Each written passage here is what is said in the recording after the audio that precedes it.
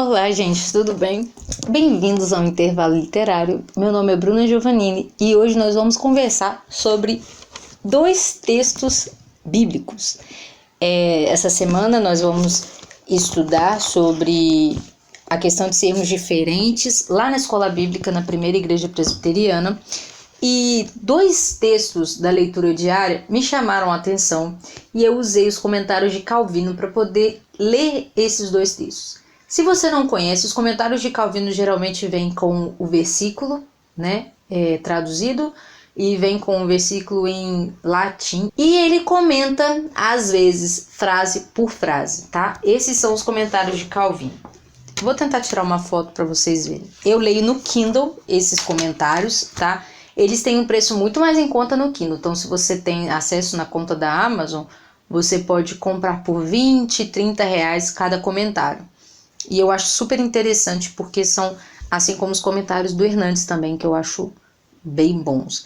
Então, qual é esse texto, né? Romanos, então, vou começar com Romanos, e é um texto muito conhecido, Romanos 12, versículos 1 e 2. Diz o seguinte: rogo-vos, pois, irmãos, pelas misericórdias de Deus, que apresenteis o vosso corpo por sacrifício vivo, santo e agradável a Deus, que é o vosso culto racional. E não vos conformeis com este século, mas transformai-vos pela renovação da vossa mente, para que experimenteis qual seja a boa, agradável e perfeita vontade de Deus. A primeira coisa que eu achei interessante, lembrando que estamos falando com jovens, sobre sermos diferentes no mundo. Rogo-vos, pois, irmãos, pelas misericórdias de Deus. A carta de Romanos, ela pode ser dividida do capítulo 1 ao capítulo 11 e do 12 em diante, porque ele traça uma base do evangelho e do próprio homem, Ele vai falar sobre como que o homem é pecador, a profundidade do pecado no homem, quais que foram as consequências da queda. É nessa carta que ele fala que todos pecaram e carecem da graça de Deus. E também tá onde ele trata da manifestação do Espírito Santo, através da obra de Cristo. E aí, a partir do capítulo 12, ele vai começar a fazer aplicações práticas do evangelho que ele ensinou até o capítulo 11. Então, ele começa o capítulo 12 fazendo um pedido que não é uma coisa assim imposta, Ele não vai falar, então, por isso eu vos ordeno que faça isso. Ele vai usar a palavra rogo-vos, que é um pedido cândido, é um pedido carinhoso, é um pedido com uma intensidade que não leva para a ordem, Essa é a minha percepção e foi o que Paulo disse, que Calvino fala que Paulo não faz uma ordem, ele faz um pedido. Então ele fala: rogo-vos, pois, irmãos, pelas misericórdias de Deus. O que eu escrevi aqui, Paulo vai pedir algo à igreja de Roma. E é uma expressão de súplica, é um pedido singelo. Pelas misericórdias de Deus. Essa expressão nos fala da abundância e da grandiosidade da misericórdia divina. Então, misericórdias no plural traz essa sensação, traz essa imagem de abundância, essa imagem de profundidade, porque a misericórdia de Deus, ela vem de várias formas para o homem, e aí ele dá esse nome de misericórdias. E Deus derrama a graça da salvação sobre nós, nos dá o Espírito Santo, envia o seu Filho, e por isso Paulo vai atrelar o pedido que ele vai fazer a essas misericórdias. Então ele vai trazer à memória do povo todas as misericórdias que ele falou lá até o capítulo 11, sobre a salvação, sobre a imundície do ser humano, e como que Deus vem nos salvar, que Deus vem nos resgatar, e ele apresenta a graça, enfim. E ele vai falar: então, gente, por favor, lembra dessas misericórdias, lembra dessas bênçãos, E é interessante que Calvino vai falar assim: tudo que, se você lembrar de tudo isso, se você entendeu o evangelho e você não atentar para o pedido que Paulo vai fazer, não adianta nem Paulo fazer esse pedido, não adiantava nem ordenar. Então, quando ele fala rogo-vos pelas misericórdias, ele vai estar certo de que alcançará corações dispostos. Ele vai trazer um constrangimento ao coração endurecido, mas ele não vai trazer uma ordem. Então ele já vai certo de que o Espírito Santo vai fazer essa ligação entre o evangelho e esse pedido que ele vai fazer, tá? Porque se tudo que Deus faz por nós não nos mover para a entrega total do nosso ser a Cristo, se ainda assim entregarmos nossos sentidos, nossa força, nossa mente ao diabo, que tipo de cristão nós somos, né? Quando Paulo associa o pedido em súplicas, lembranças da abundância da misericórdia, então ele alcança corações dispostos e constrange aqueles que vivem de modo indigno do evangelho. Que apresenteis os vossos corpos por sacrifício santo e vivo, santo e aceitáveis a Deus. Todas nossas ações é um culto a Deus. Pertencemos a Ele. O sacrifício que oferecemos a Ele deve ser santo, ou seja, separado e aceitável. Existe uma forma correta de entregar o sacrifício. Se vocês lembrarem de Caim e Abel, isso fica muito claro, né? Então você tem Abel preparando o sacrifício do animal, um sacrifício separado, sem mácula e tudo mais. Você tem Caim apresentando vegetais. Apresentar o nosso corpo denota entregar a nossa plenitude existencial, nossas ações e a nossa vontade. E por que ele fala então entregar os vossos corpos, né? Parece então que ele quer que você faça várias coisas para Deus. A questão é que toda a nossa vontade, todas as nossas atitude é uma coisa da mente, né? Nossas ações acontecem no corpo. Então você expressa o que está dentro de você no corpo. Então quando ele fala corpo, ele fala de uma plenitude. E podemos fazer isto, pois somos feitos sacerdotes por Cristo. Quando você mesmo se entrega em sacrifício, você faz isso porque Cristo já nos deu essa liberdade de nos oferecer, né? Nós não precisamos de um mediador terreno para isso. Vosso culto racional. Então ele vai falar o sacrifício santo, vivo, santo e agradável a Deus, que é o vosso culto racional. Cultuar a Deus é obedecê-lo. Qualquer coisa que seja feita para substituir a racionalidade da conformidade com os mandamentos é um esforço insensato, insípido e inconsequente.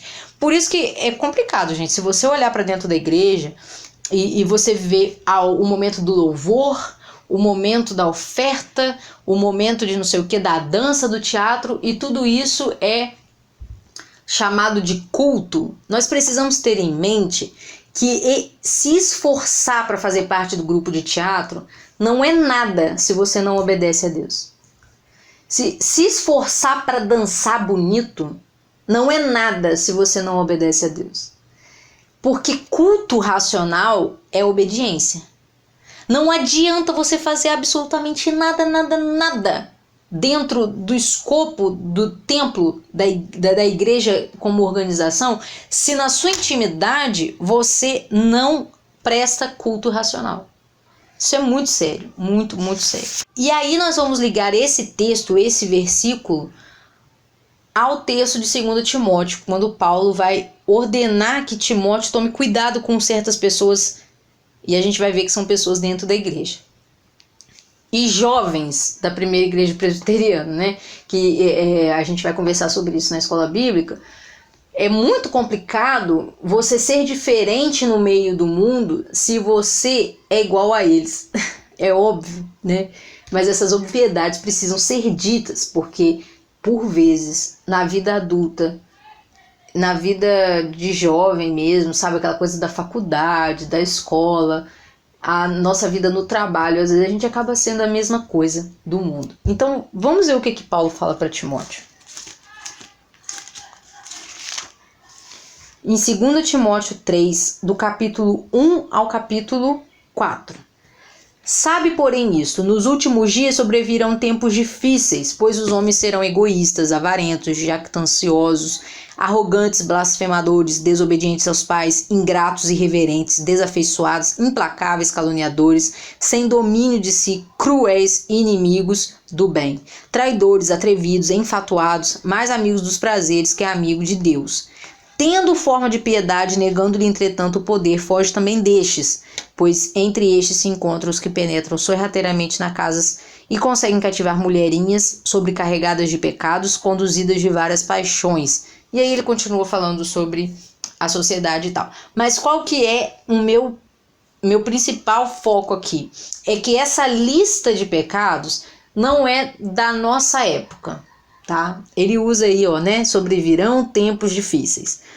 Só que lá embaixo ele fala assim: foge também destes. Ou seja, já é um conselho para Timóteo. Vamos lá. Paulo alerta o jovem pastor de que ele enfrentaria tempos difíceis em que os vícios do pecado são as maiores calamidades.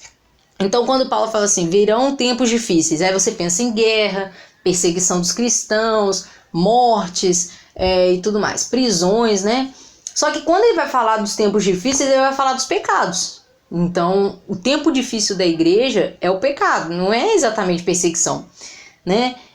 Será que esses pecados nos assolam ou a gente convive com esses pecados sem problema nenhum? Será que quando a gente vê esses pecados em volta da gente, ou dentro da gente, né, que é mais importante, ver o pecado que está dentro da gente, será que eles nos assolam ou a gente vive tranquilo com eles?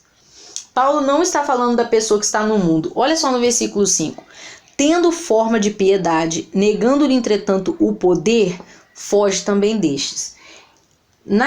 No comentário de Calvino, esse versículo vem assim: tendo a forma de piedade, mas negando a sua eficácia. Ou seja, a pessoa tem forma de piedade. A pessoa, ela parece boa, mas ela tem esses pecados aqui, né? Foge também destes. A igreja já era assim na época de Paulo. A nossa tendência é ler esse texto e pensar que, de fato, tem umas pessoas assim na nossa igreja, né? Ou nas outras igrejas, que são tudo isso que Paulo falou para Timóteo. Mas o que é muito difícil da gente fazer é olhar para dentro da gente e procurar essas desgraças no nosso próprio coração. Será que você não é uma dessas pessoas que sustentam a forma de piedade, mas nega com seus atos lá fora? Será que eu não sou esse tipo de pessoa que sustento uma imagem de piedade, mas esses pecados assolam a igreja, ou seja, elas são mau testemunho lá fora? Esse link que existe entre esses dois textos é de que Paulo conclama a igreja, pelas misericórdias de Deus, a oferecer o nosso corpo, ou seja, oferecer a nossa vida como culto.